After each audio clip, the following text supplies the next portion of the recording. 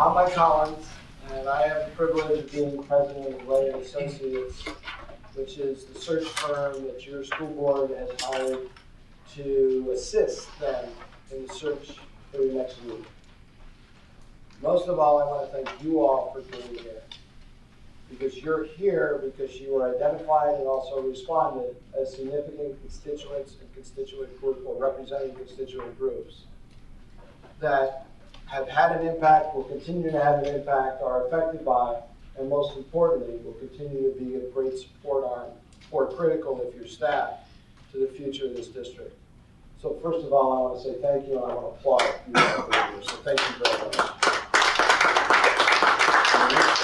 I really want to give a shout out to a little group over here. Some of whom you actually saw me before when I did the focus group of students. But we have students here, nothing better than that. So thank you, and we're going to clap for you.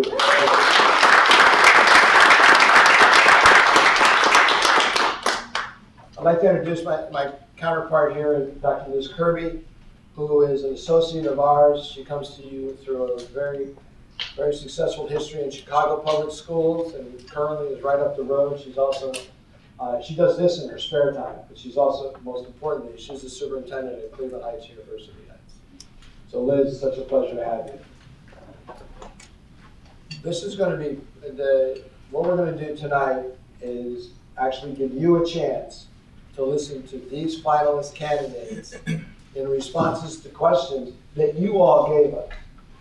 The questions being asked tonight came from that one question in those focus groups that said, do you have any suggestions for questions in the interview process or any topics or areas you want to make sure get covered?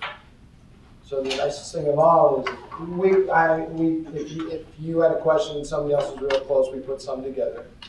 I will confess, if you're not happy with some of the way they're worded, I'll take responsibility for the editing. But in essence, these are your questions. These are your topics. So what we're going to do this evening is we're going to give the candidates an opportunity to do a 2 to 3 minute opening each, and then we have 10 questions. Well, if you do the multiples by how long these things take, and we're going to do all we can to stay within an hour and a half time frame. So they'll give openings, and then we'll ask them questions. They'll respond in a staggered response, meaning Dr. Dawson will respond first to the first question, and we'll come across. Dr. Utley will respond to the second question first, and then we'll go around. Dr. Robinson will respond to the third, and then we'll rotate it so everybody has a chance at each of the orders. And we'll go through those 10 questions. And then you'll have a couple of minutes to do closing comments. I would ask politely, but ask you in earnest, to try to keep your responses to the questions around 2 minutes each. I think it's more important that because the questions came from their colleagues, probably more important to get through all 10 than to maybe completely get grossly in depth in one. So trying to be fair to the audience. And they also are really here to get to know you a little bit, see who you are, and so forth. But the good news is they ask the questions, you're answering them, and they're watching you. So this is really a conversation amongst you. And we're thrilled to have that. I'm going to ask each candidate very briefly in your opening comments to introduce yourself. I will not do it justice, so I will ask each of you to do that. But I want you to know that they come to us with really in-depth experiences. Some of those in-depth experiences may be in one district and they climbed the ladder. Some of them may be in multiple locations, but they were still climbing the ladder. The nicest thing of all is you have decades of experience within each of them that have seen public education in public schools through different seats and have a very good understanding of what the seat is like and most importantly could be like here at APS. So I think without further ado, well, you want to share a little introduction for you, please? I have, I'm originally from Northeast Ohio. I'm a child of 2 educators, and I am passionate about urban education in particular. I'm very excited to support Ray & Associates in this process. The selection of a superintendent, as everyone knows, is extremely important. I wish the candidates the best of luck. in this process. I have gone through this process myself, so I know it is challenging, but I also think you'll get great insight into the leadership of your candidates. So glad everyone's here. You can't hear? No. Oh, couldn't hear me. Is that better? Yeah. Okay. I'll take that. Okay. Real quick, just Mike Collins. I started out in the field of education. I kind of took a wander for about 2 years in the business community. But during that time, I spent 2 terms on the Westerville School Board and then 2 terms as an elected member of the State Board of Education. And once I left the State Board, I run a statewide education consulting firm in Ohio since 2017. And I've been president of Rain Associates since 2020. So it's not important necessarily about us at all. It's all about these fine people right here. So without further ado, and if we could start with you, Dr. Dawson Bennett, would you introduce yourself and take 2 to 3 minutes for some opening comments? Good evening, everyone. My name is Jermaine Dawson, and I am so excited and honored to be here with you today. A little bit about myself. I grew up in a school district that actually has the same acronyms, APS. I am a product of the Atlanta area, Atlanta Public Schools. I grew up in extreme abject poverty, homelessness, having to sleep on porches, sometimes not knowing where my next meal was going to come from. But it was my teachers and my administrators who I have a relationship with to this very day, who is still in my life working with me. And I think I can use my teacher voice. Can you hear me? Can you hear me, my teacher's voice? And my administrators and teachers who are still working in my life today, who said to me, Jermaine, that you can be anything that you wanted to be. And I was crazy enough to believe them. And I set out to be the first in my family to graduate from college, Morehouse College, and went on to become an educator, an elementary, middle, and high school math teacher, administrator, assistant principal, principal at multiple levels.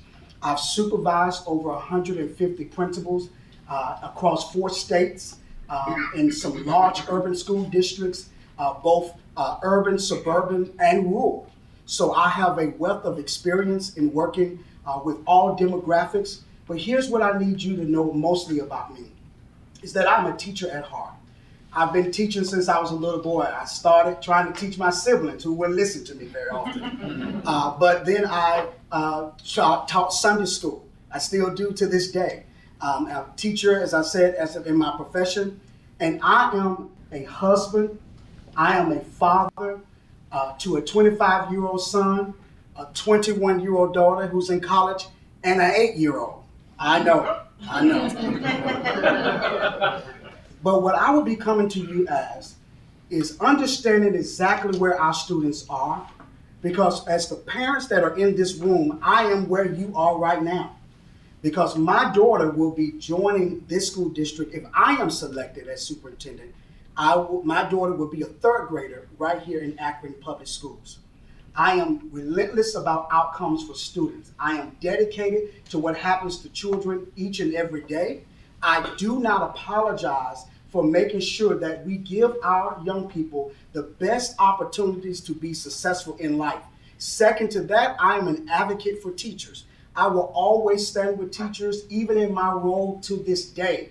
I still go into classrooms and I teach in classrooms because 2 things. One, I always want to know what teachers and students are experiencing, and not just by what someone is telling me. I want to experience it for myself so that we can go back and know how we can make the best decisions to ensure that we remove the barriers so that our teachers can teach and that our students can learn at high levels. And if selected as your superintendent, I will fight very vigorously to ensure that we provide the best opportunities for all of our students so that we can truly actualize on our vision of being the #1 school district in this nation. And I'm excited to be able to talk to you more about my experiences as we go through this interview. Thank you very much, Mr. Dawson. Sandra? So good evening. My name is Mary Outley, and I am sitting before you today as a graduate of Akron Public Schools.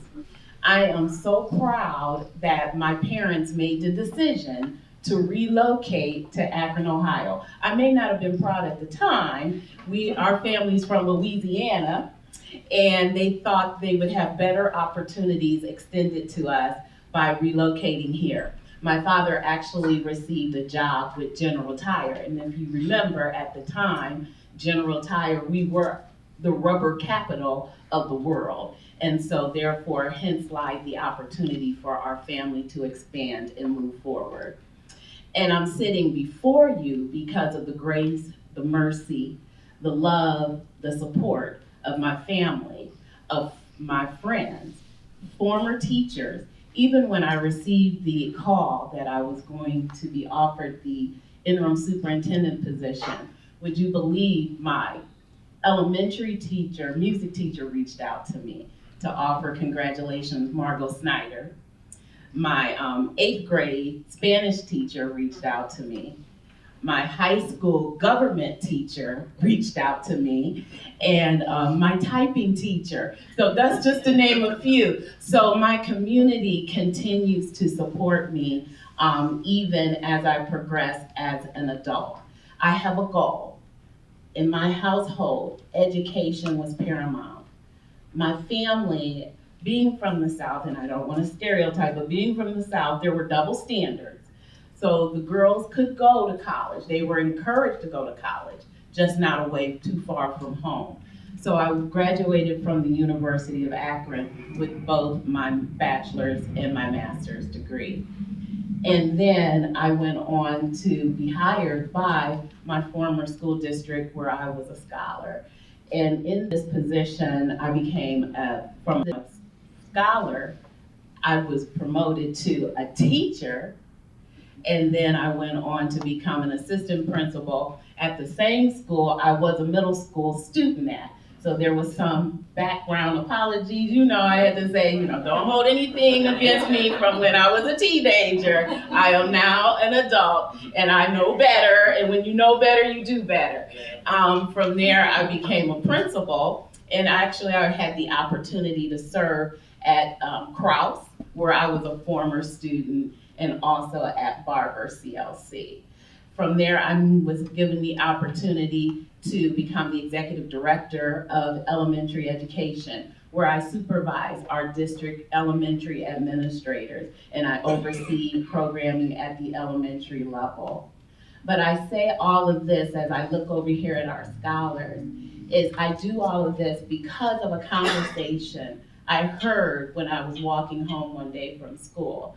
And there were some young students having a conversation that they did not like school. And I couldn't understand, how could elementary students not like school? So from that point on, it became my mission. I actually switched my projected major, which I was taking college credit plus to become an accountant. So I was taking bookkeeping at the time, and decided to go into education because I wanted to ensure that students go to school, have equal opportunity to have access to the curriculum so that they can dream, that they can persist and thrive, so that when they graduate from high school, they can go on to flourish in any of the areas of the 4 E's that we promote in Akron Public Schools. Whether they decide to enroll in a college, or if they decide to enlist, or if they decide employment, or to even become their own boss by being an entrepreneur.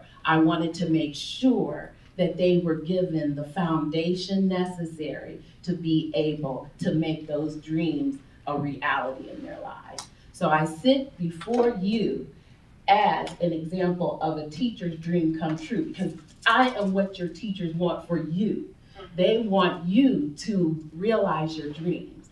And so thank you, and I am Mary Outwey.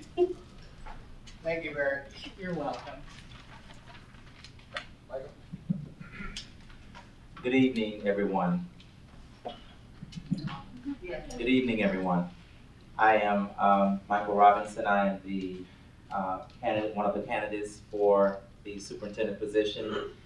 And here in Akron, I am very excited to be here today. you know, one of my favorite songs is "To Dream the Impossible Dream and to Fight the Unbeatable Foes." And I'm telling you that um, me sitting in this chair today would have been an impossible dream. But I continued the great fight and continued to do the work that was necessary to make it to this point. My mom was a teacher. My dad was a bus operator. Grandparents worked in my grandmother was a school cafeteria worker for over 30 years. My sister is a school secretary. So we are, I come from a lineage of educators. I started actually teaching my stuffed animals and my dog. And my mother would often come in the room and say, "Well, class is over because you're loud and the animals can't hear and the dog is tired." So, but that's where it started. And I remember growing up on Cleveland Street in Thibodaux, Louisiana, my home, where we actually, that's about 50 miles west of New Orleans, Louisiana, and about an hour from Baton Rouge, Louisiana. And we had summer school. The school system would give us the old books that they were going to throw away. And we would have summer school. And I remember Mrs. Speedy down at the little corner grocery store would give us sunflower cookies, and which would be the lunch for the students. And so when I thought about where did I actually begin, those are two examples of really where I started teaching. I'm a teacher at heart. I have served as a classroom teacher. I have served as an assistant principal in a high school. When I went into that position, I had no clue what high school was like other than when I had been there as a student. But I knew curriculum and instruction. I knew how to build relationships with people. I knew how to connect with people and engage with them. And so we had, what a ride for those 2 years that I was there. Then I went on to become a turnaround transformational elementary principal. That was very interesting. We really moved the data in that school. I was in a very rural area of South Georgia, and at that time, right outside of Atlanta. And I got that job. Actually, when I interviewed with the superintendent, she said, "Well, which one do you want? Do you want the elementary or the middle?" And then she said, "Well, I think you need to go to the elementary school." I said, "Wherever you place me, I'm going to bloom because our kids are going to shine." And we did some remarkable work there. At that elementary school, we had gender-based classes. We did a lot around teaching and learning. Anybody who knows me, that really, really knows me, knows that my heart is with these people over here, kids. They are the center of why I do what I do each and every day. They are why I am still at this. Because any educator that I know, we've had many conversations about teaching and learning, and some of them say, "I can't wait to retire," right? "Oh, the kids are this." But let me tell you something. We quit every day and we start a new day because of you. And I'm so proud and excited that you're in here to engage with us today. And that really means a lot to me because I spend a great deal of time engaging with you, even as a former superintendent, even the current position I have now as Chief Academic Officer in East Baton Rouge Parish School System in Louisiana. I also was a middle school turnaround principal and a former superintendent of schools and a director of transformational schools in Prince George's County, Maryland, where we served over 131,000 students and over 215 centers. But I've also worked in districts where we only had 9 schools and we only had 4,000 students. And I've worked in systems that we had about 21,000 with about 32 schools. So, and I've worked in urban education, in various places, but I've worked in rural, I've worked in urban and suburban schools.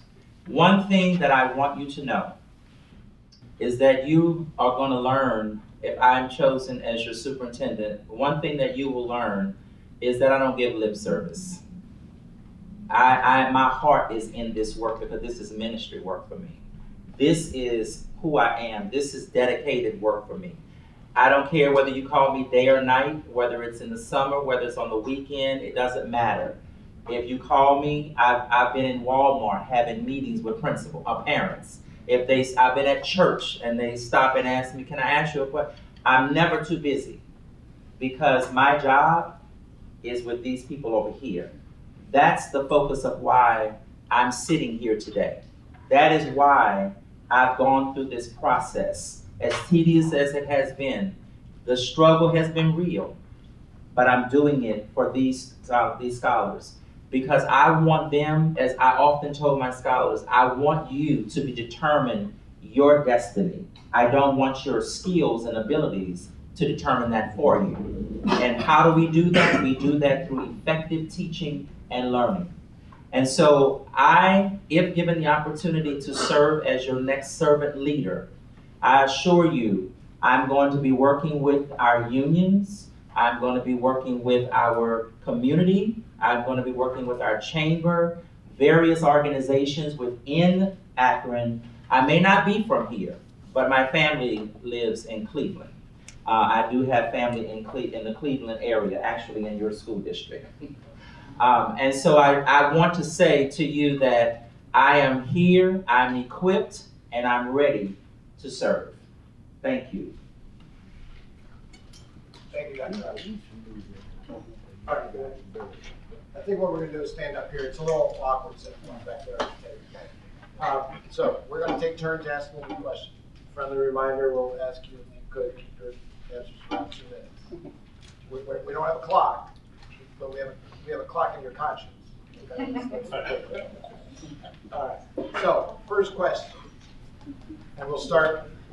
Dr. Dawson, with you, we'll come across, and the second question, you'll start. So, and then Michael will start the third question. So we'll move forward. First question: as superintendent, how would you view your role in the Akron community?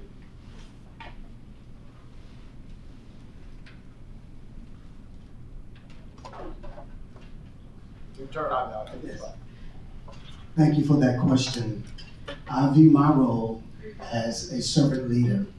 When I interviewed with the board members last week, one of the things I made very, very clear is that the district office, and if you call my districts and you ask them, and I have letters from the union from where I work, I also have letters from some of my superintendents and other places that I've worked, so that you can see that not only am I saying it, but I also have the evidence to back it up from those who I've worked with, is that I lead by serving. And for me, the district office responsibility is not to be served by the schools, but to serve the schools through what I call a theory of action. That if we at the district office would do certain things so that schools can have what they need, so that teachers can have what they need, then the students will have ultimately what they need in order to be successful. I believe our job is to serve our community, to be in touch with our parents, to be in touch with our union. I am ready to work with the Akron Education Association, AEA. I am ready to work with all the other 5 unions as well, because it's not just our teachers, but every single person that works in this district that has a direct or an indirect contact with our students play an important role. And the breakdown comes when we're not constantly communicating. So my style is very synergistic. You will always see me bringing in teachers constantly. I will be bringing in administrators, students. We will be talking across issues, because here's the philosophy that I live by. You call and ask people in my district, they'll tell you the phrase, they'll finish it for you. No one of us knows what all of us know. And this is a great opportunity for us as a district to bring all of our constituents together, all of our stakeholders, to serve our students.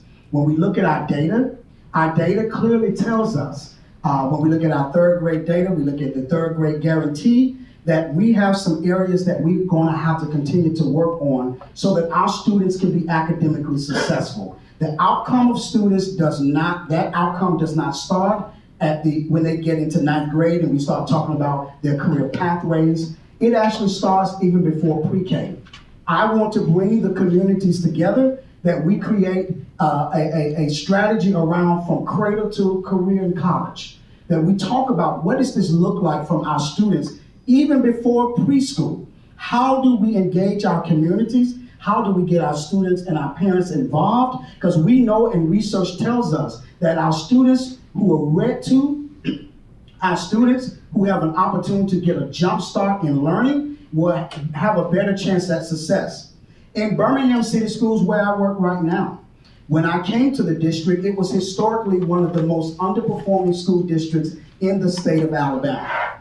But together, by putting together cross-functional teams, if you look at our data, we're now getting national attention because we have raised our third grade reading, just like you have here a third grade guarantee. We have the third grade Alabama Literacy Act. We raised last year our reading scores by 9 percentage points in 1 year. We had the highest literacy achievement than any score we've ever had pre-pandemic. And how do we do that in a district that was consistently underperforming? We brought everyone to the table. Our unions, our parents, the mayor's office, our students, our teachers, our administrators, and we listened to them. And out of listening to them, we came up with a plan that got us the results that we're yet seeing now, that's also giving us state and national attention around the results. And if I'm selected as your superintendent to serve, we definitely will have a servant leadership approach. From the senior leadership, that role would not be called the superintendent's cabinet. It will be called the executive support team, because all of us, the greatest amongst you, should be able to serve. And that's how I lead, and that's how we're bringing the larger community together to make sure that we serve our outcomes for our end user, which will be our students. Thank you very much. You want me to repeat the question, or are you good? No, thank you.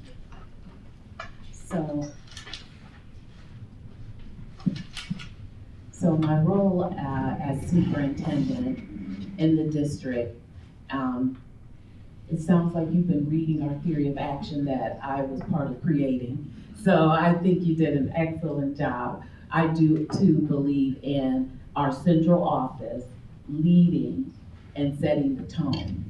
But we know that in order for our teachers to do the work, we have to be able to support them. They cannot do it on their own. So as superintendent, I see my position as one, empowering our central office staff to do what they need to do, and to also ensure that they have ongoing professional development to keep their skill set high so that they can help lead the way. I also have been through the Virginia Turnaround Leadership Program, and we still use those strategies in the district today. And so once we get our central office moving, we also have to then support our teachers.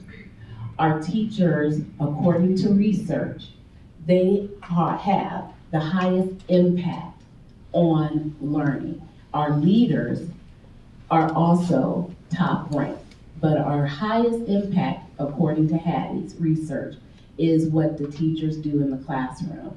And so we want to make sure that we provide teachers with the resources they need in order to be successful at doing their job. And how do we do that?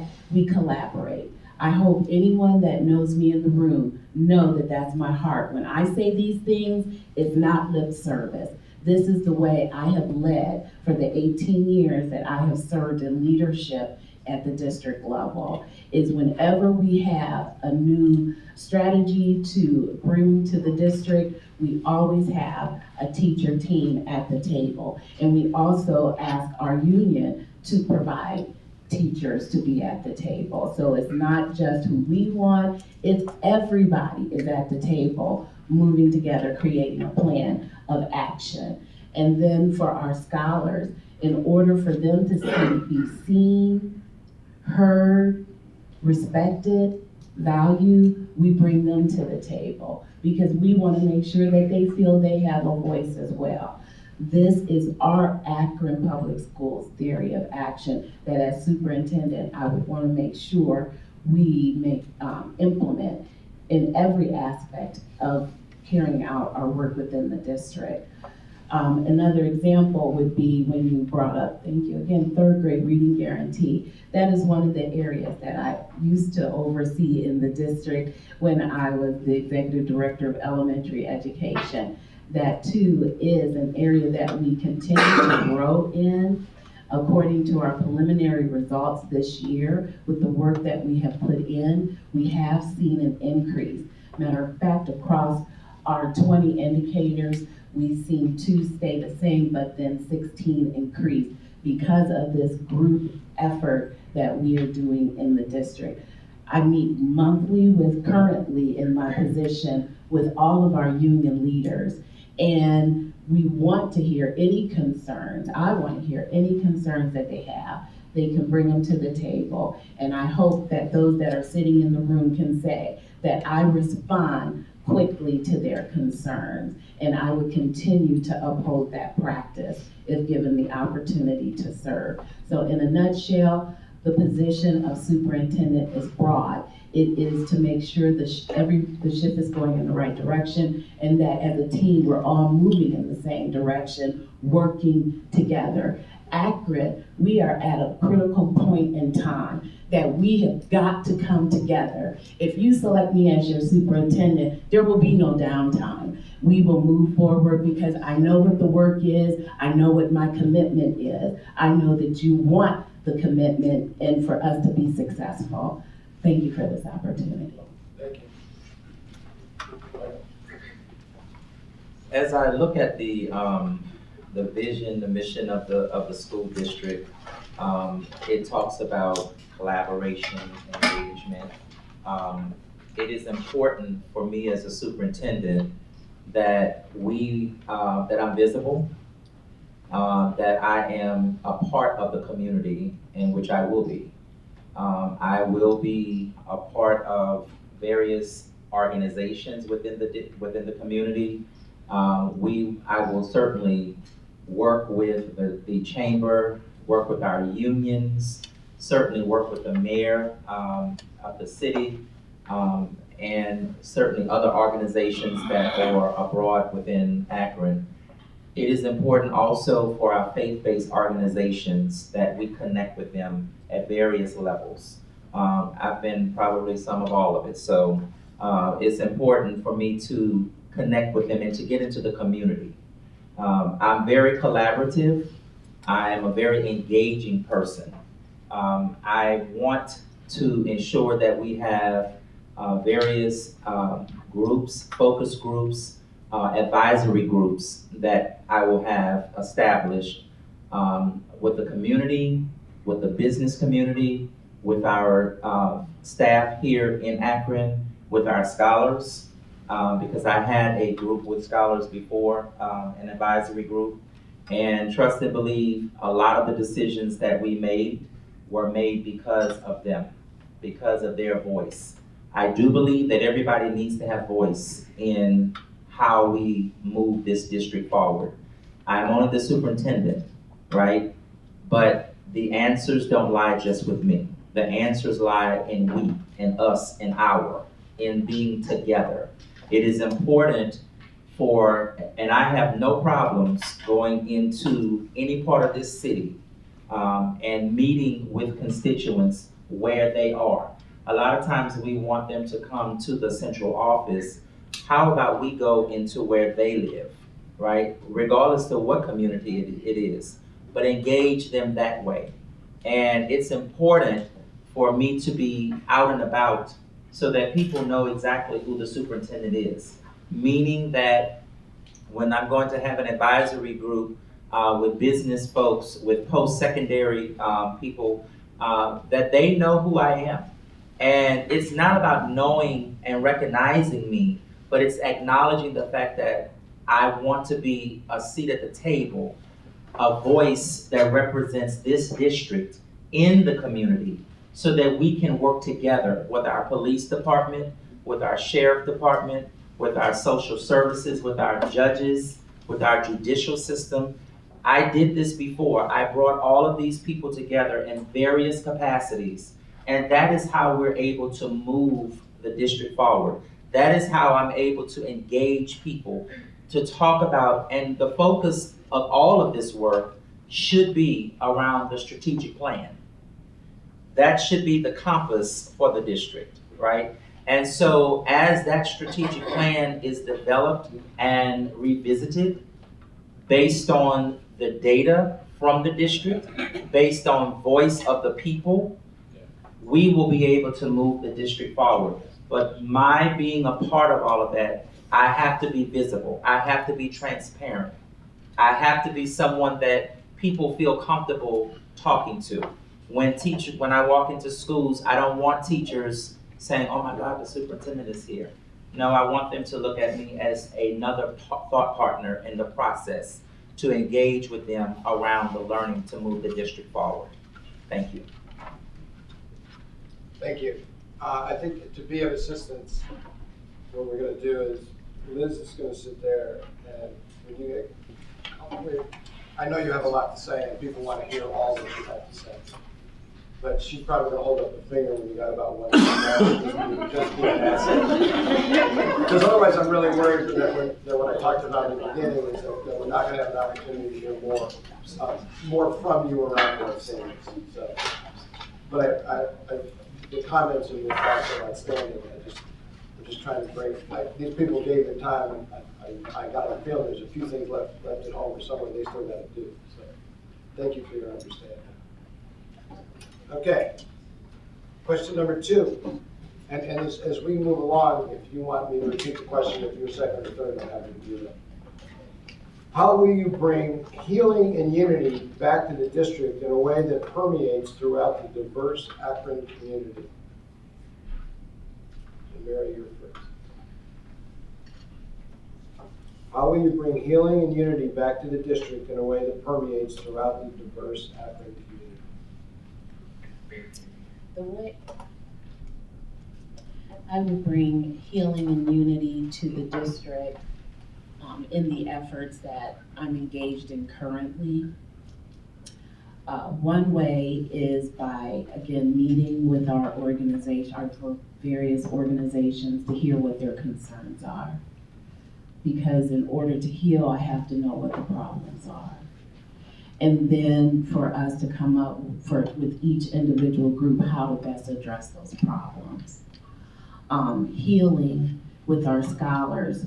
So grateful for Dreama Whitfield, who oversees our Scholar Voice, being able to have different town halls and forums and symposiums with them to hear what their concerns are for their own day-to-day lives in the schools, and being able to work with our staff and our community to address their concerns. We recently held a healing session where we partnered with the Akron Police Department and with Love Akron and with Minority Behavioral Health to address the Jalen Walker incident. Again, I would also continue to work with our unions, identifying any issues that need to be addressed, hosting town halls with our staff. Right now, we're in the process of planning a back-to-school conference where we will be focusing on just that, bringing our goals for the year to the forefront and asking the staff, let's work together. We need to heal. We need to heal our brand as well. And so it begins with bringing people to the table, identifying the problems, and then working with them on a plan. So I'm really hoping that our convocation in the fall will be our jump off to that healing process, and it will only continue to grow throughout the school year. Thank you. Michael? It's very important. I want to go back to the advisory groups that I told you about. So those advisory groups would consist of, there will be a scholar advisory group, there will be a teacher advisory group, an administrator advisory group, and so forth. We would certainly also engage our support staff as well. But all of those advisory groups are very important to me receiving voice. So upon me entering the district, there will be a transition team. Now, when I say team, it doesn't mean that you're gonna have 50 people coming in. It may be just 2 or 3 people that are gonna come in, meet with various stakeholder groups. I will also follow that. And then we will sit down and compile that data and create an actual report that would be placed on the district's website so that the community can see the needs and the cry of the community. What is the community asking for? One thing that you will learn about me is that my grandmother told me a long time ago, you have 2 ears and 1 mouth. You need to listen more than you talk.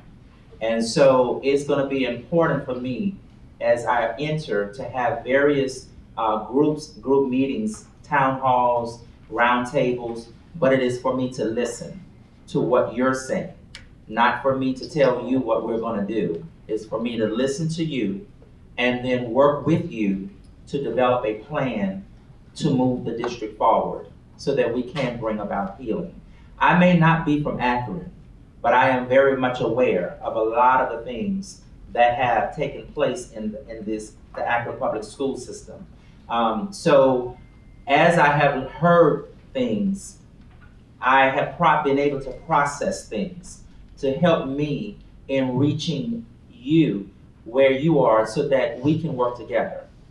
Bringing our unions together, as a part of that, I would meet with them monthly, probably more than that, depending upon whatever it might be. I would love for us to have a back to school bash where we bring the entire, and this is not just Akron Public Schools, but we're connecting with all of the other entities within the city. And I know we have these things and everybody wants to kind of have their own thing, but we want to bring it together. And it may not be what it would be the following year, but in the first year, at least we would make it a try, give it a try, to bring it together, bring the churches together, bring the community organizations, the various organizations together, and work together to move this district forward. This is not my district.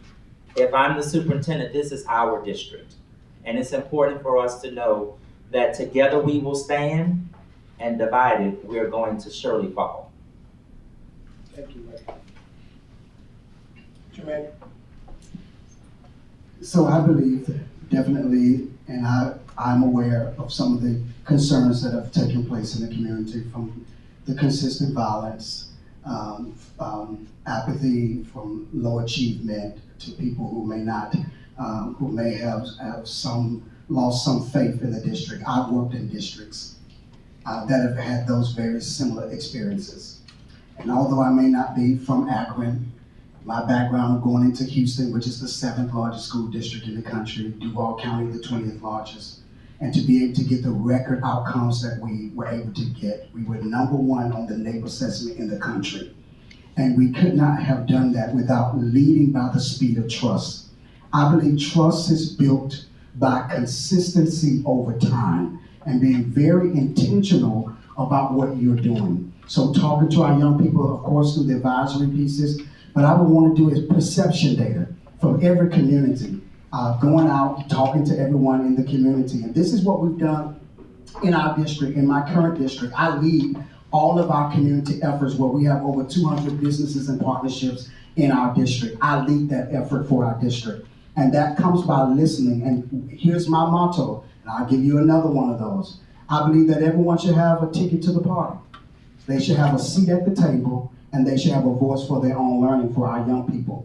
And so for me, it's doing those things, the partnerships. Prime example, we just was awarded a $1.4 million grant from the U.S. Department of Education to help our children with mental health and supports. We just won another $1 million grant to support our students through a HEAT program through conflict resolution. And in Birmingham City Schools, because we brought the community together in healing, Every student in Birmingham City Schools with a 2.0 GPA or better is guaranteed a full tuition all 4 years to any public institution in the state of Alabama, free of charge to them. And I'm looking to bring those types of resources to our district so that our children can have opportunities beyond their imagination and the supports that they need, not only for them, but for the mental health and supports of our staff, our teachers, our administrators, and even our central office staff. Thank you very much. Third question. Thank you very much for tightening up the time frame. Appreciate it very much. What has been your experience in dealing with challenging bargaining negotiations? Michael, you first. Thank you. Over the years that I have worked in upper leadership, even in Prince George's County, Maryland, I worked with our unions. I was a part of the team in my position, which was an instructional director. But in that position, we did work with our unions in the negotiated agreement that we had. And we had various unions, unions for teachers, for administrators, unions for our support workers as well. And with those unions, we would go back and forth on the things. We would bring what we wanted to the table, they would bring what they wanted to the table, and we would actually sit down and negotiate. Sometimes those meetings weren't always a party, but when we left those meetings, we left on one accord. And we treated each other with dignity and respect. And we kept the focus in mind of why we were there. We were there ultimately for scholar achievement, but we were there because of the teachers. We were there because of the administrators. And there, when we finished those negotiated, I remember the last year that I was there, the negotiated the agreement, the contract came up again. And we actually ended up in an extended year on the current contract because the district and the union were not agreeing. And eventually we did agree, and we got a renewed contract for our teachers and for our administrators. And sometimes it's the smallest, minute things that we are sitting down and going back and forth over, right? But one of the things that I want to ensure you is that I'm going to work diligently with the unions. I'm going to be a partner with our unions. I want us to ensure that when we're finished, we're going to have a negotiated agreement or a contract that is going to be pleasing for all employees and for the union as well. And we will work together to ensure the success of this district. Jermaine? Let me just address the elephant in the room. Although I've worked in the South for the most part in right-to-work states, I've worked in some districts that actually have unions. They have collective bargaining agreements. In Duval County, DTU is a collective bargaining agreement, just like you have here in Akron. In Houston, they have collective bargaining agreements, and it's very scripted about what we can and cannot do as relates to meetings, as relates to teachers in their professional learning time and the like, and how much teachers can make and serve. So for me, let me make this very clear. I believe in unions. I'm saying that openly and honestly.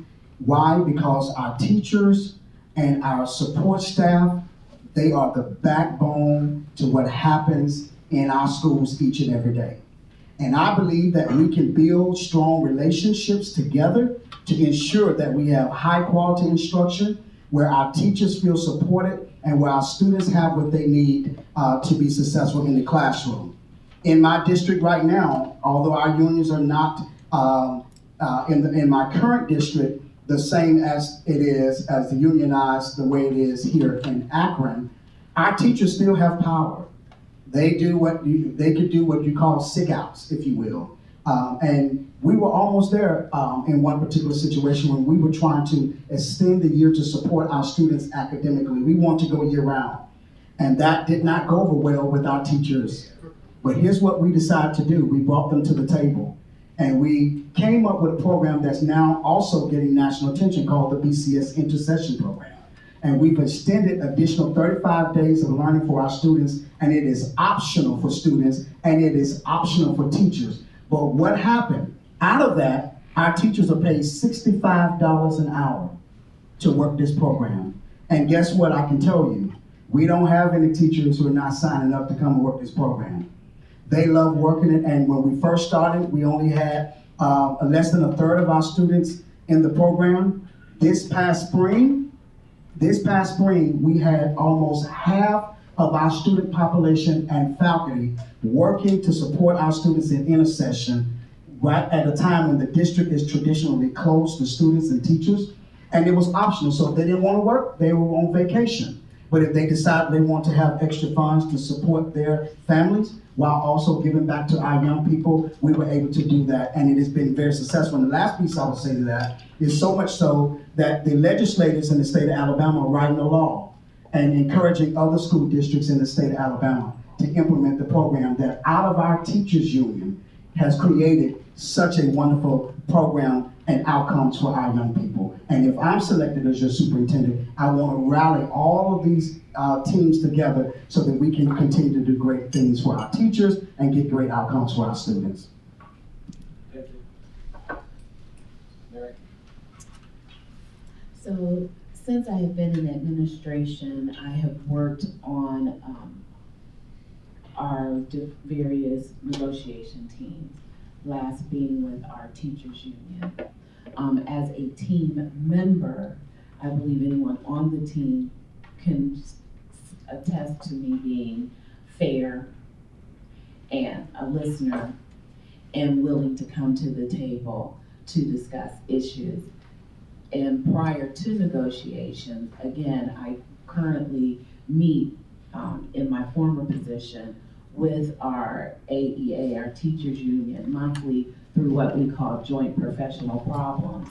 And that is to hopefully head off issues before they become overwhelming. We can address issues as they present themselves. In my current position as interim superintendent, again, I meet with each of the union leaderships monthly to address issues as they present themselves.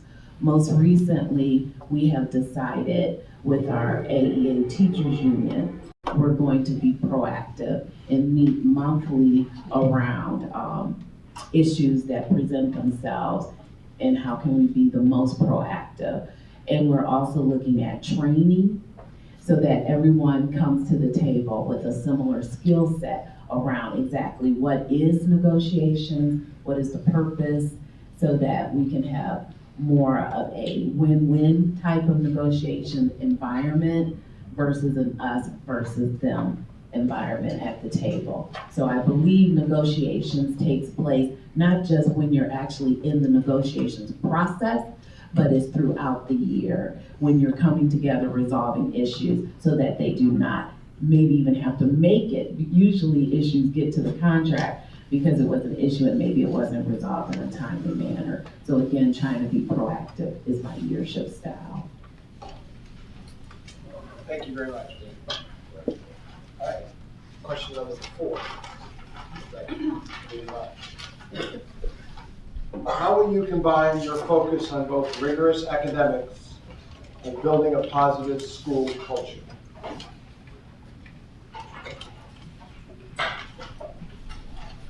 I believe they go hand in hand. In order for us to be able to successfully educate our students and have high rigorous instruction, as I say, in every school, in every classroom, for every student, every day, we have to have positive environments. And so what does that look like and how do we get there? One, we make sure that we provide the right training and support for our teachers so that they can be successful in the classroom. That we don't release them to work in classrooms and we have not given support. I believe heavily in accountability, But I believe accountability without support is unfair.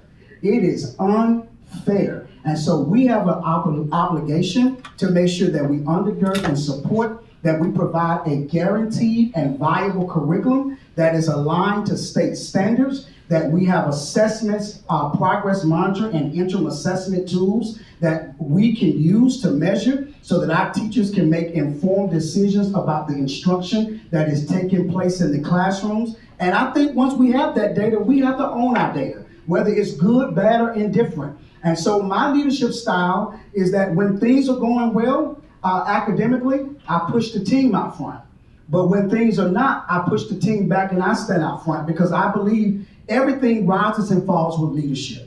I am an instructional leader. I lead that way. I've had great outcomes in every district I've been in Houston, Texas. I had most of the schools I had were on state takeover. After 1 year, all of those schools met state achievement, and many of them at the highest levels. I told you about Duval County, where we had the #1 NAEP data in the country. We moved the number of A and B schools from 27% to 70-something% in 2 years. In my previous district, we had 7 schools on the state felon list. We got that down to 1 in less than 1 year. And in my current district, you'll see it on my LinkedIn page, you'll see it, a picture from the state of Alabama, where we had 15 schools on the state federal CSI list. We had a strong instructional program. We undergirded, supported our administrators and teachers. We celebrated our quick wins. And let me tell you, in the midst of a pandemic, 10 of the 15 schools came off the felony list. We can get that done right here in Akron, and I have the strategies and tools to be able to do that. I've done it in every district that I've been in, and I would be happy and love and excited about coming to be able to work so that we can truly actualize, as I said in the beginning, on our vision of being the #1 school district in this nation. Thank you, Mary. I am really excited about our college and career academies transformation of work. Right now we're working with Ford NGL, where we are transforming our scholar learning experience, transforming our schools' culture, our systems, and our structures, and we're transforming our community engagement. And when you're doing those 3 together, it can lead to a positive school culture. We are also addressing a concern that was brought up during our last negotiations, which was student safety and security. And so we have had a collaboration with our teachers union and our safety and security department, where we have a layered approach now to address those school culture concerns around safety. And when we put that together with our transformation model of college and career academies, we are moving in the right direction. We just had our partners in today for our steering committee annual retreat. We went over our celebrations. We were able to hear from our scholars and the accomplishments that they've received under their area. Also, this is, we are the first district to have an elementary college and career academy mass draft of a master plan.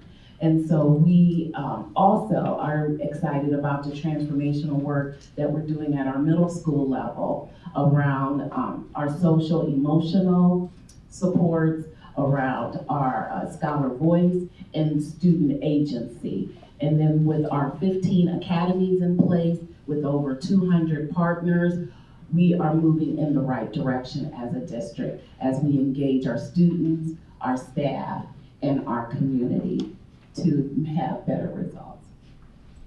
Thank you. Mike? Thank you. This is one of the parts, thank you for the question. This is one of the parts that I really love to talk about, is around school culture and teaching and learning.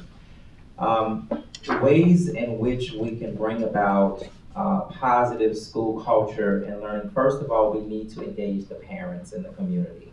That is so important. We need for them to understand what is actually happening in schools. when we're using certain acronyms and we're talking about certain things, we get excited because we are the ones that are implementing this. But what about our parents?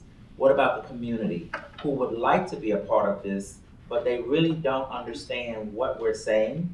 So we need to engage them. How would that happen? That would happen through those advisory committees, bringing them in, doing school visits and walkthroughs with the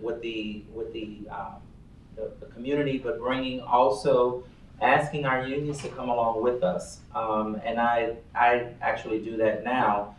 Did that even in other districts that I've worked where we've had business partners to come in and walk through our schools with us, our unions to walk through our schools with us. Accountability is important, but it has to, you do have to have the support to go with it. You can't hold people accountable, but then not give them the tools and resources that they need in order to be successful. It's important for us to have collaborative planning, where teacher and data reviews, where we're actually looking at this data. We were able to really move our math scores in my current district by 3.5% in a pandemic, right? So it was. But how did we do that? We engaged parents. We actually engaged the kids because they needed to be the ones who that needed to have voice in what we were trying to do. Celebrate them.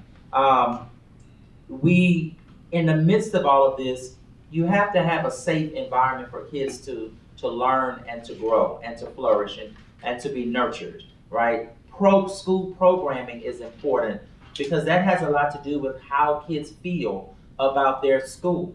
If there's no programming in the school, for example, if STEM, for example, is in a school that is not really functioning, you've evaluated it, it hasn't worked, maybe we should look at what does the community want in that school, right? If it's in a school that, for example, using STEM, if it's in a particular school and it's flourishing, are the kids actually engaged? Do they own that process, right? So that's important. Also looking at our MTSS, multi-tier support services. We used to call that RTI, response to intervention, and SEL, social emotional learning. So many of our kids now come to school with a lot of issues and problems that they didn't bring upon themselves.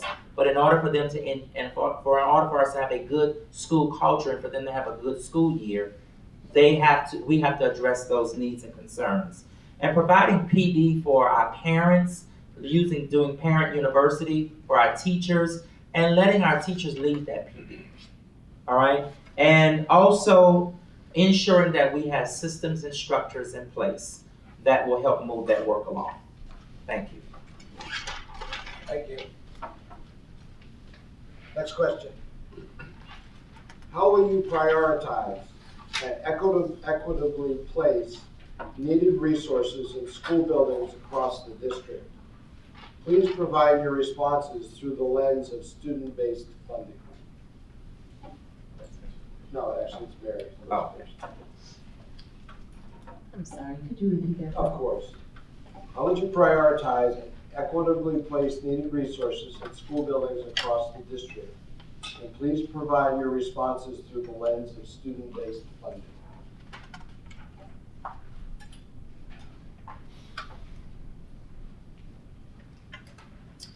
Currently, through our Title I funds, we provide each of our buildings with a budget that is equitable based on their student needs and their results and their numbers. And so each school has a school improvement plan that they use their funds in order to identify their goals for how they are going to use the funds that has been provided to them. As a district, we will provide additional funds that are needed for professional development through our Title II funds that have been allocated towards the district. And also through our ESSER funds, we created a whole plan of strategies that were supported through the funds that were brought in through to the district that way. Each of our department leads created a proposal that we allocated funds to support. And so we were trying to make sure it was equitable. We do have two schools that are schools that do not have Title I funding. We use the general fund to support the needs of those schools so that, again, it is equitable based on the requests that are made through their school improvement plan. And again, through that plan, we're able to see how strategically the funds are being used. We prioritize our funds through the work of our senior leadership team in collaboration with our district treasurer in order to ensure that each of our scholars have what they need. Each of our teachers' needs are fulfilled through a formula that we have. So each teacher is allocated so much funding where they can also provide things that are not part of their school original allocation. And that is part of the work that we're doing with prioritizing our funds equitably throughout the district. Thank you. Michael? I think that you are spending approximately about $15 roughly on each scholar. In a previous district, Prince George's County, where I came from, that's where I first learned about student-based budgeting. And in my current district, we're doing the same thing. So schools would receive a budget document where there would be perhaps locked positions. There might be positions that they can select and choose from. But the thing that is important is that we have a strategic plan. You will hear me keep going back to that because that has to be the compass from which we work from. That strategic plan will guide how we allocate and spend money and dollars here. It is important that the schools meet with their communities, with their teachers, with their scholars to determine what is it that they would like. Based upon the allocation per pupil, there may be additional funds that are given for schools that have specialty programs. And then we also look at the progression of student academic performance. In schools where they need additional support, we would provide additional dollars to those schools.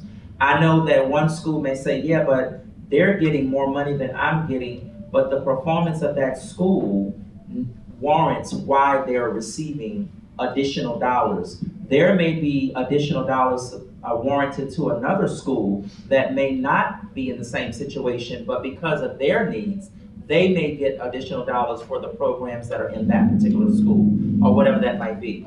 Then bringing voice to all of this, because our principals and our teachers need to have, so there will be a survey that may go out to ask them their opinions of certain things. Then we would also be looking at senior leadership for their opinion and giving us their voice in what it is that they would like to see. Putting that all together, and that budget process is not going to be a one-stop. That is something that we would probably start working on, and definitely working with the treasurer, Mr. Thompson. We would probably start that process somewhere probably around September, October, November, and work it all the way through until we get to the point that we are now submitting it to the board for final approval. And there will be other steps and things in there as well that'll go on.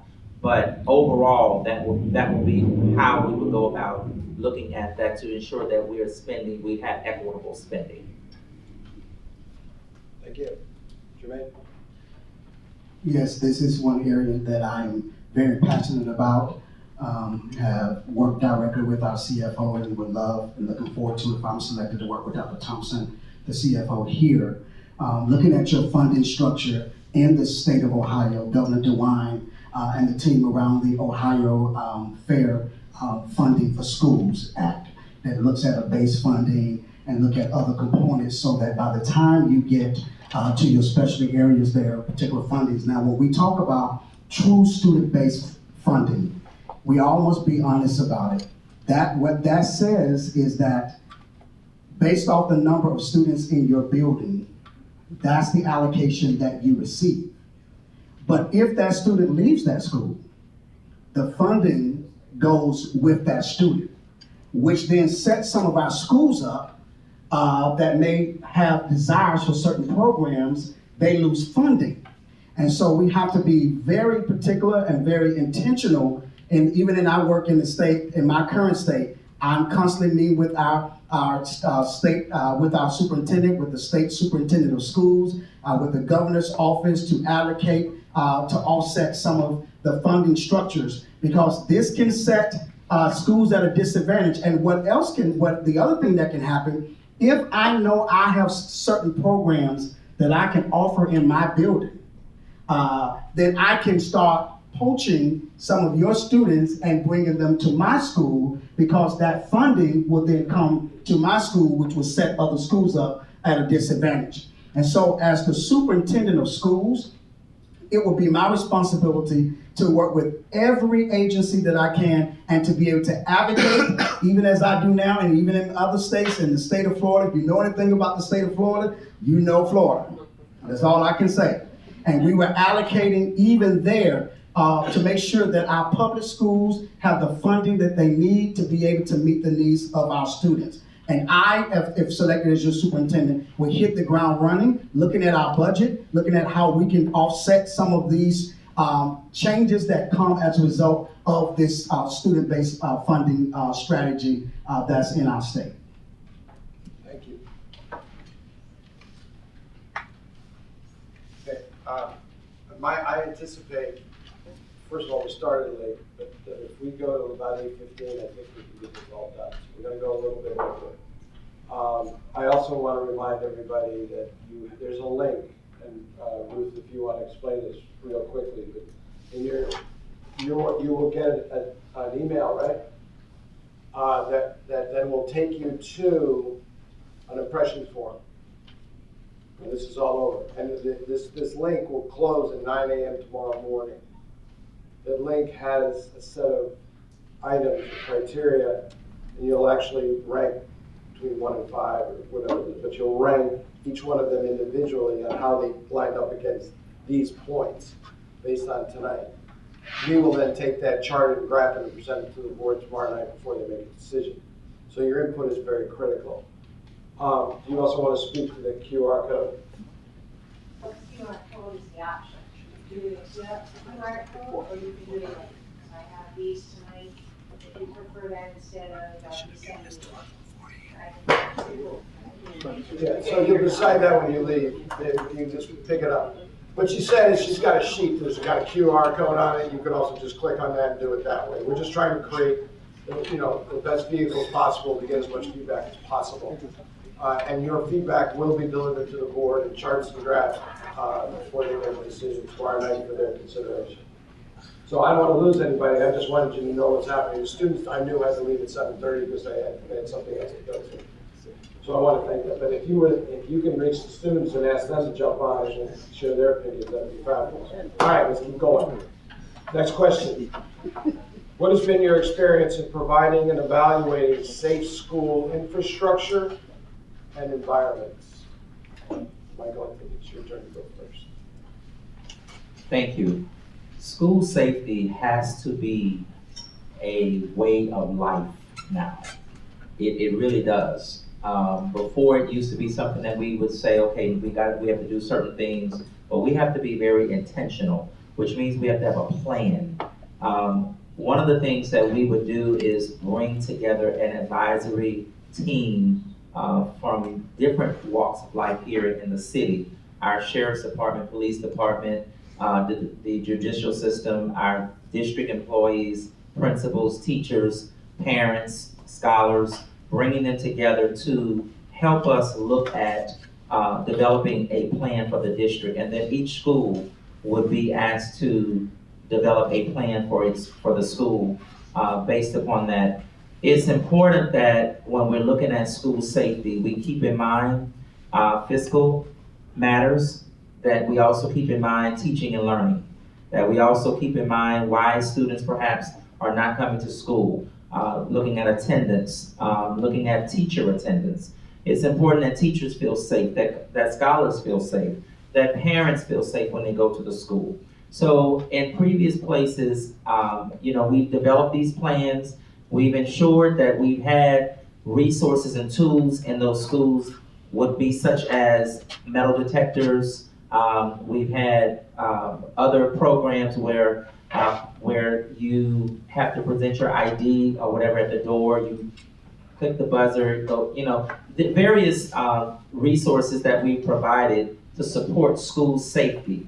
But it's important that we also not forget in the midst of safety, that we don't forget about the social emotional aspect of things as well. Our MTSS model, multi-tier support, social SEL, the social emotional learning, that has to be coupled with the security. And then also ensuring that we have additional security, having them trained so that they become a part of the process and understand as a part of the culture that we're trying to build for those schools to ensure that there's safety, that everybody is on the same accord. And that's going to be something that is going to be a little challenging, but it is not impossible. We need to make sure that people are trained and have professional development and crisis intervention, and making sure that they know how to deal with an intruder that perhaps may come into the building. There's a lot that goes into school safety, but that's going to have to be something that we sit down and we really talk about and dissect it, have honest conversation, and create a plan for action. Thank you, Mike. Jermaine? Definitely bringing everyone to the table to address this, because we cannot have school if there's no safety in our classrooms. As I studied up on the district, I know that is a concern from our parents. As a parent, I know firsthand, you want to make sure that when you say goodbye to your child in the morning, the one thing you want to make sure is that they will come home to you at the end of that day. More so than how much they learned, will my child come home? And so for us as a team, there's a number of things that we can do starting tier 1, and I'm trying to talk real fast because I want to make sure I stay within and honor the 2 minutes. One, engagement in the classroom.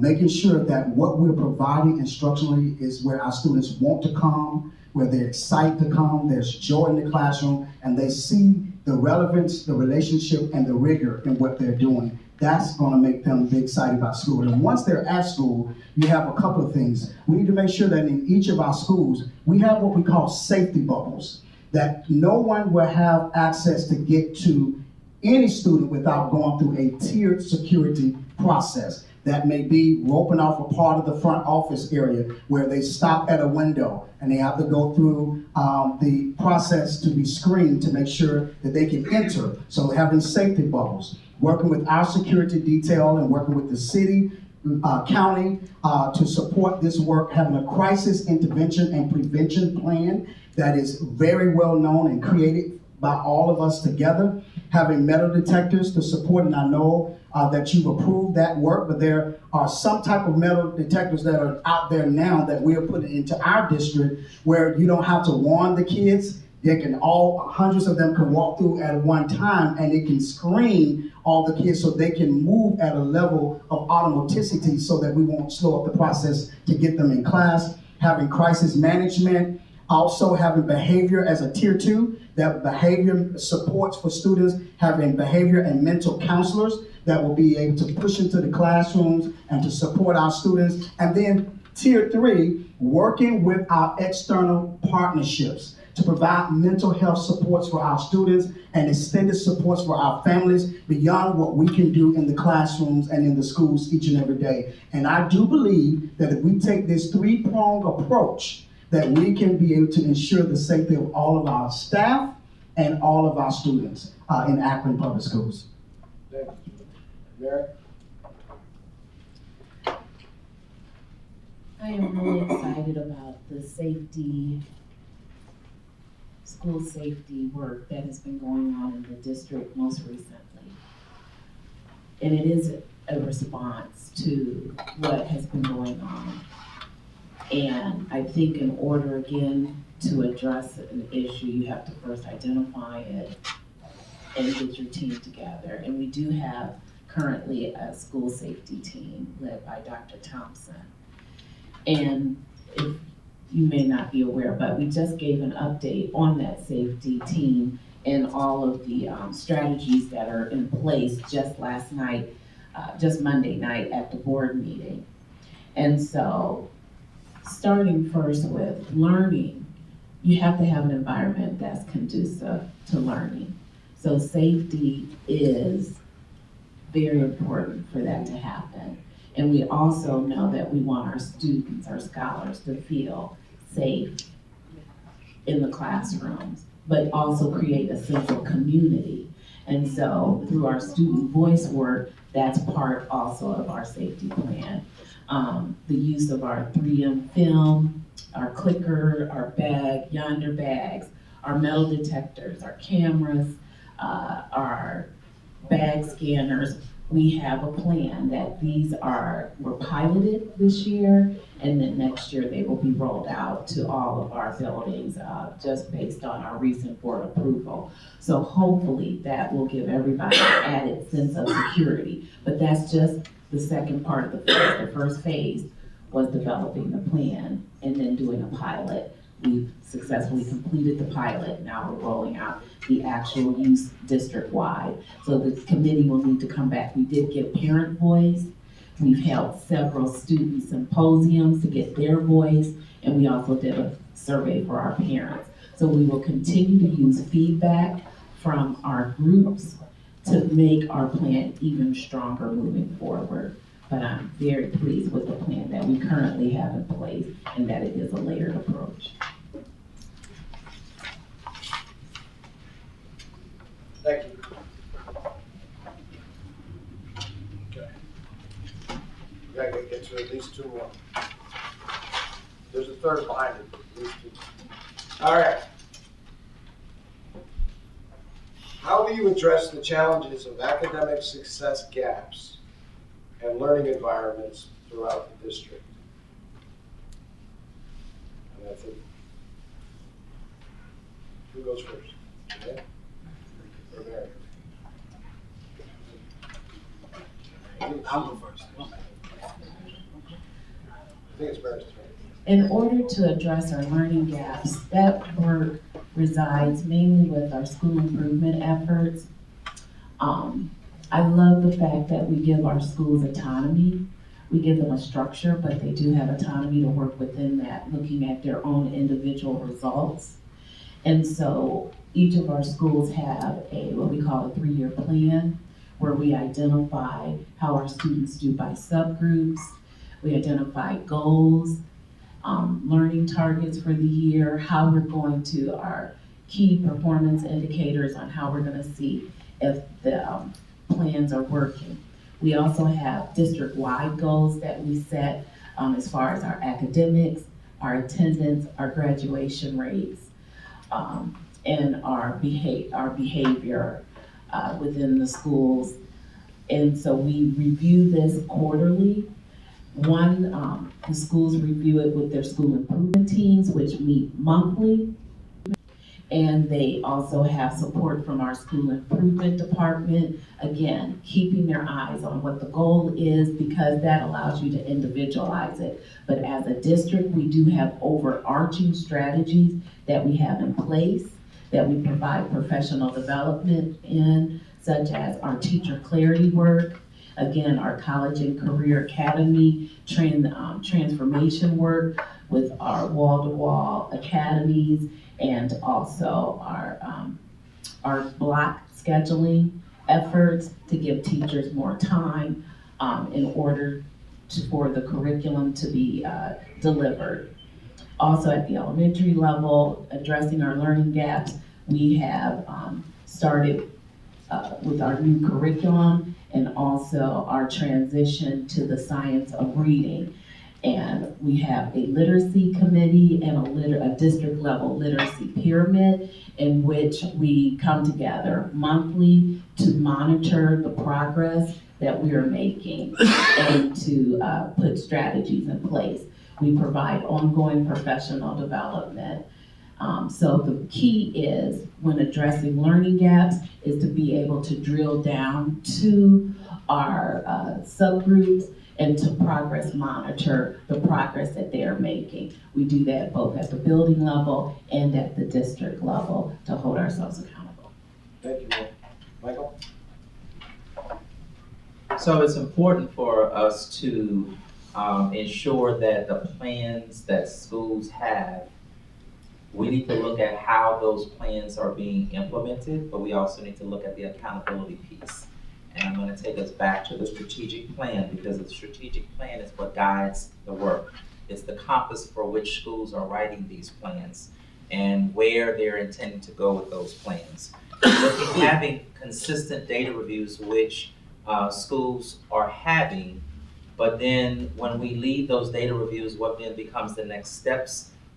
Is that communicated? Do the teachers know that? Do the parents know it? Most importantly, do the kids know it? Do our scholars know it?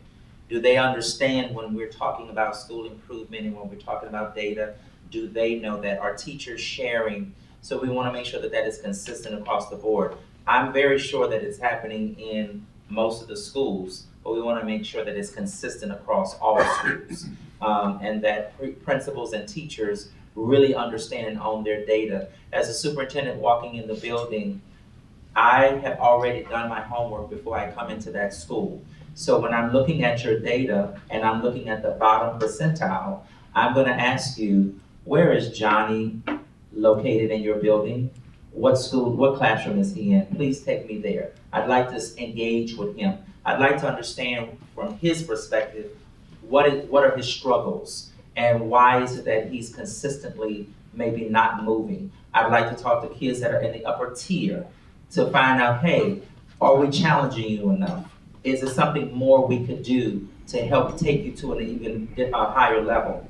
Looking at the types of programs that we have in schools and how effective those programs are, and looking at the types of interventions that we have, making sure that we engage with our teachers union, making sure that we engage with our teachers, hearing from them and hearing the voice from them as to, is this working, or if it's not working, what do you think should be the next steps? And also doing the same thing with our principals. Literacy is the bedrock of everything that we do, and it's going to find its way in everything that we do. If children cannot read, if they're struggling and they can't comprehend, they will not be successful. You're looking at a struggling reader.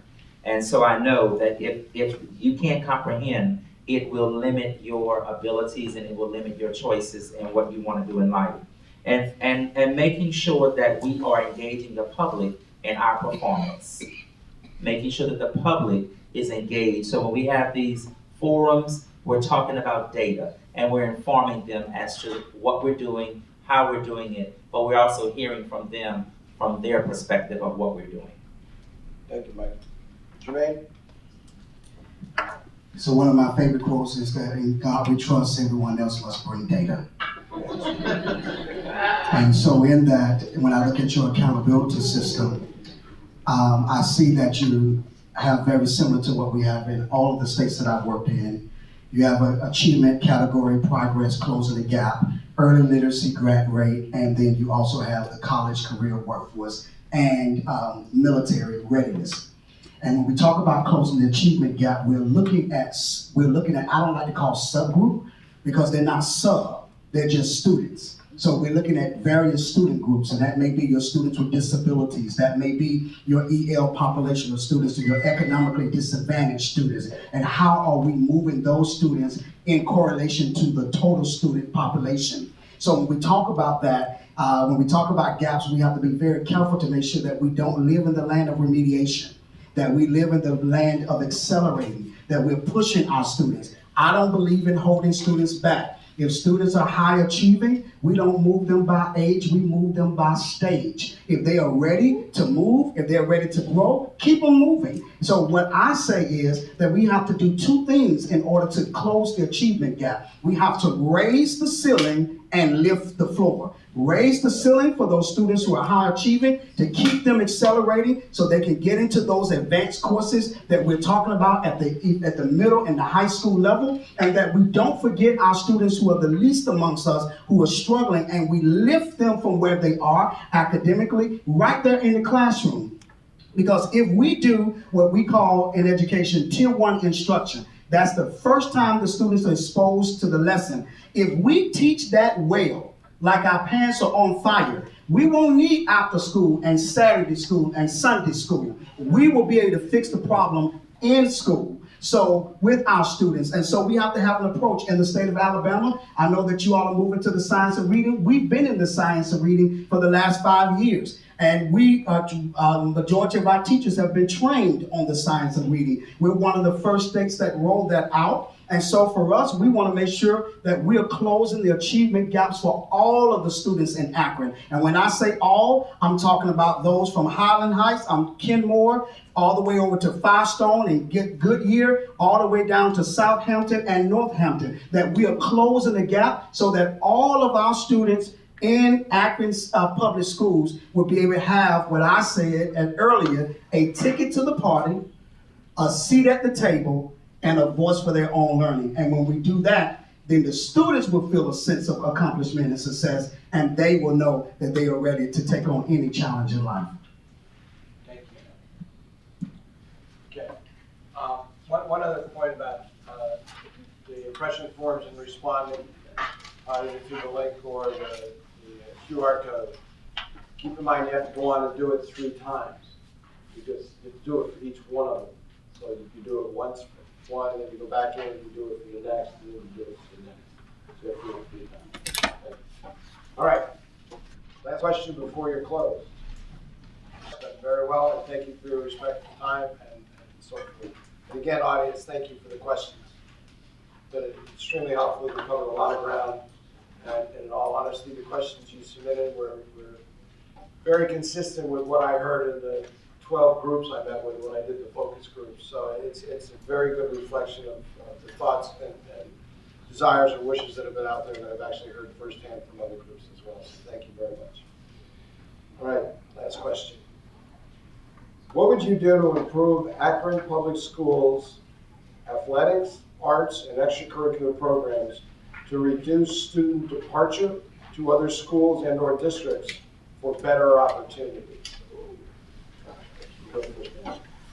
Thank you. I really am excited about that question because currently in the district that I'm in now, we are doing what we call Pathways to Bright Futures. And I have to contribute our superintendent for that. That is his vision, but we have been the ones to carry out that vision.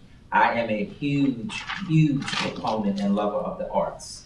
And so it is important for me that we examine student programming for each school to look at and talk to the principals and the teachers and the families in that school to determine if that's the right program that's in that school that they want.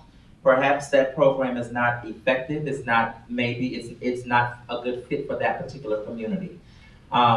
We right now are trying to, as most districts, to bring students back. It is about programming. It is about opportunity. It is about access, and it is also about the experiences that we want our scholars to have when they leave Akron in the 12th grade. But it is important for us to understand that if we're going to bring kids back to the district, we're going to have to make some changes in how we do what we do.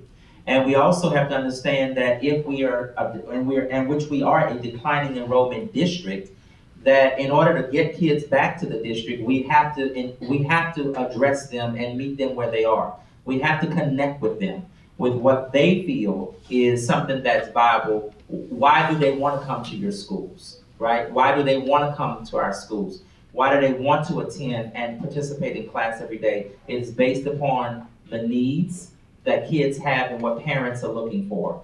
If they're looking for STEM, we should be offering that. If they're looking for foreign language, we should be offering that. Aquaponics, we should be offering that. We need to listen to what parents are saying to us and ensure that we can provide. And we also Working with Mr. Thompson, Dr. Thompson, we would also need to be looking at our fiscal as well, because we want to make sure that we are offering high priority programming, but we also want to make sure that we are doing it in a fiscally affluent way. And so at the end of the day, we are bringing back kids to our schools through the arts, through our athletic programs that we have. Our kids are getting scholarships, connecting with our post-secondary universities and community colleges to ensure that our kids get those opportunities, especially if they're athletes. If they're in the arts, our kids, we should be getting them groomed to go to Juilliard or wherever they feel like they may want to attend. But making sure that the programming that we have in the school is robust and that it is based upon the voice of scholars and our parents and our families. Thank you. Thank you, Michael. Jermaine? At the end of the day, our children want to be on a winning team. And guess what? I want to be with them. I want to be on a winning team. And so for us, when we talk about this for the arts and the athletics, I call it the AAA approach. That we have the academics, the arts, and the athletics, and we're winning on all three. And our students are engaged in all three. That they are athletes, but they're also academically successful. They're in the arts, and they also running on the football field or playing basketball. That they have engagement, because our students are not one-dimensional. They are multi-dimensional, and we have to make sure that we create the opportunities for that success. How do we do that? We have to really look at a couple of things. One, if we're talking about athletics, we have to make sure that we pay our coaches well. If you want a winning team, you got to get the best coaches. And I want the best coaches because I want to win. I want to be at the football games. I'm going to be down there. They're probably going to try to hold me from the court so they won't get a fine, right? Because I'm going to be on the line cheering with the kids. That's what I do. Because I want the kids to know that we celebrate you not only in the classroom, but on the field and playing the instrument as well. And how are we doing that in our current district? We had declining enrollment for 40 years. This is the first year in our school district's history where we had a positive net increase in student enrollment. Our students were leaving and going to charter. And here's what we decided to do. We had a three-pronged approach to this work that went after the three T's, the three A's, the arts, the academics, and the athletics. One, we got to make sure we had a strong, powerful product.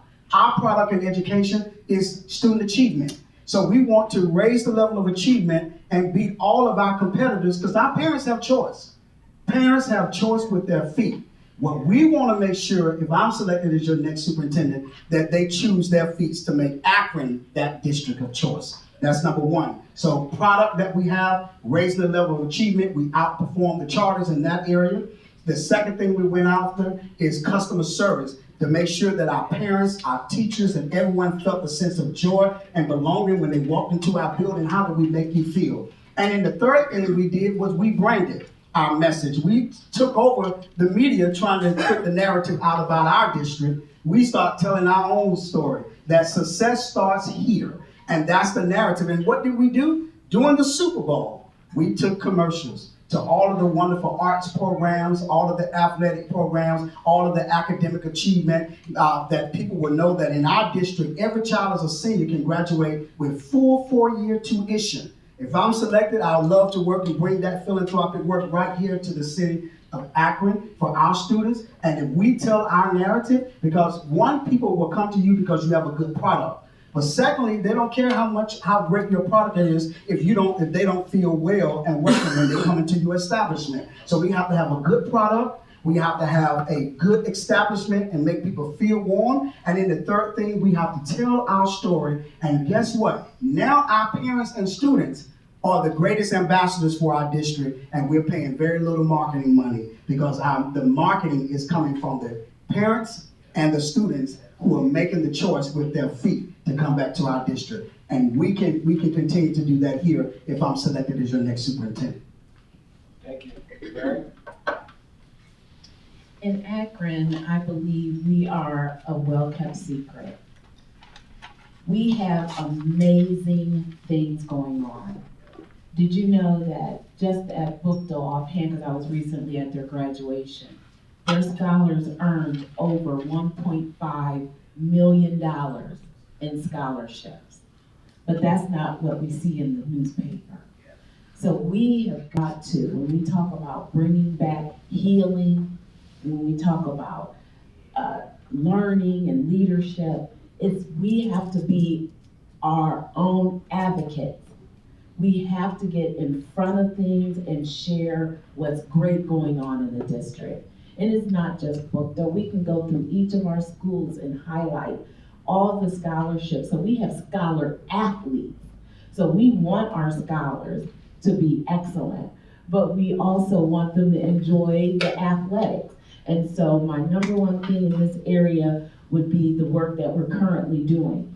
And that's out of our communications department. We're adding staffing. We received some funds through our local education service center, and we are going to be adding to our communications department so that when you go to our websites, you see the billboards. When you see TV ads, it's about Akron Public Schools. We have got to get in front of sharing the great things that's going on. Why would you bring your child to a school district that people think poorly of? You wouldn't.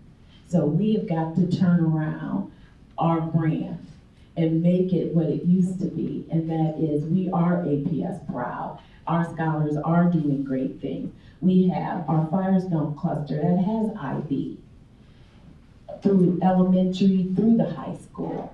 We have the arts, we have Miller South. So again, it's making sure that the community knows what's available and that they know when it's time to open and roll into some of our specialty schools. But it's not just our specialty schools. It doesn't matter what school you go into.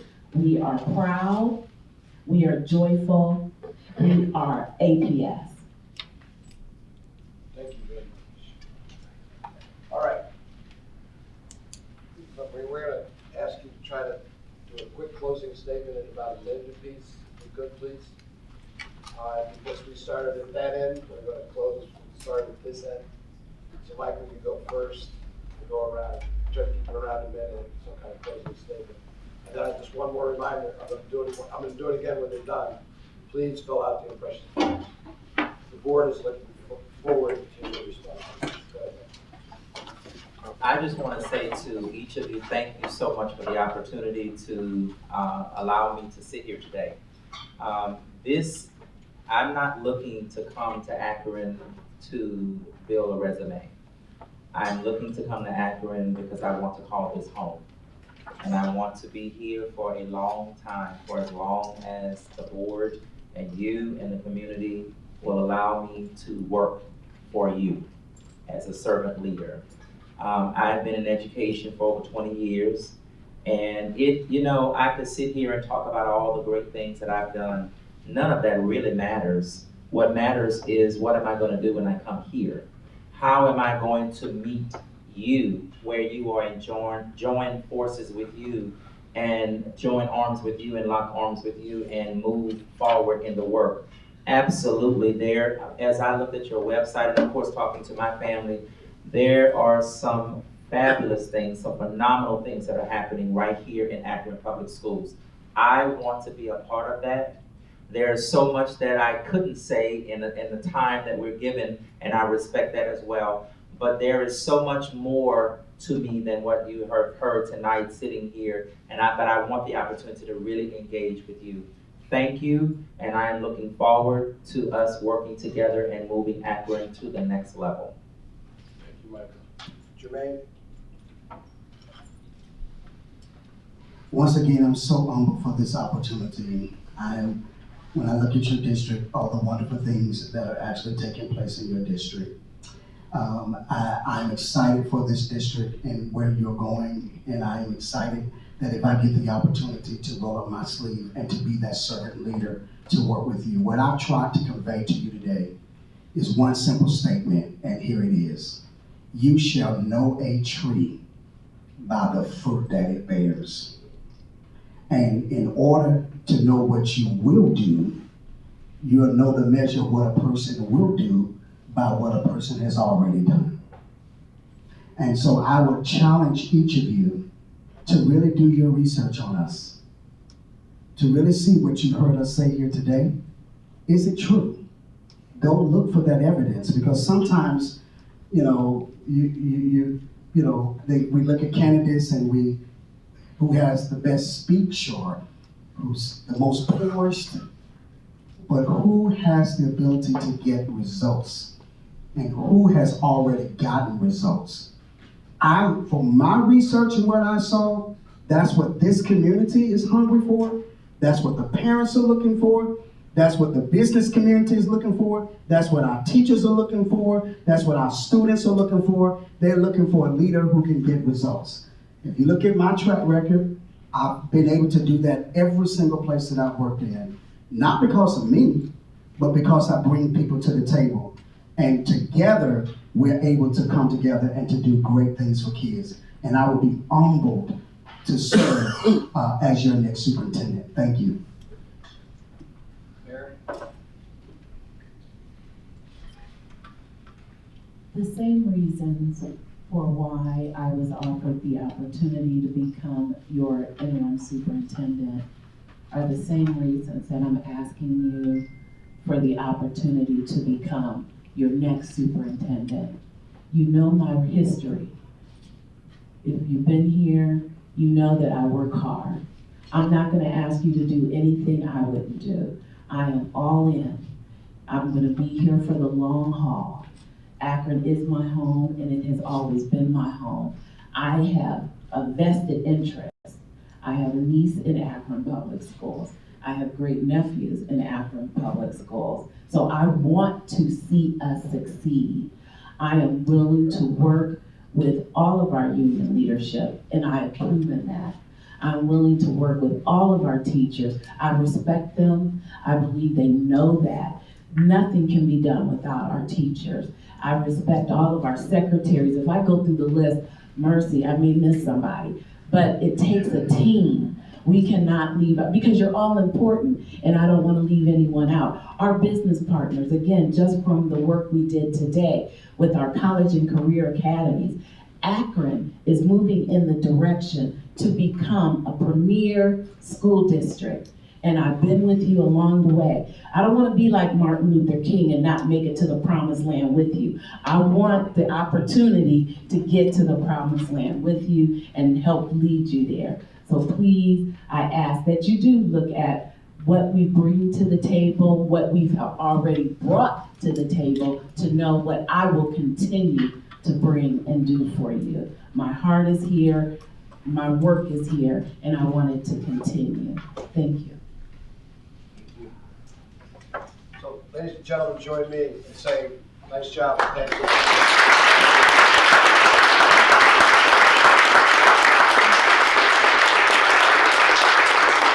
And now, before you all leave, do one more thing. Put your hands together for yourselves. You gave us questions, you came to focus group, you came back. Thank you for being here, thank you for your thoughts, and I thank you for your impressions that you'll come by 9 a.m. tomorrow, correct? All right, good job. It's been a privilege. The board meets, the board will interview the candidates tomorrow and meet tomorrow night, and we'll spend some time together. And a decision is coming very, very soon.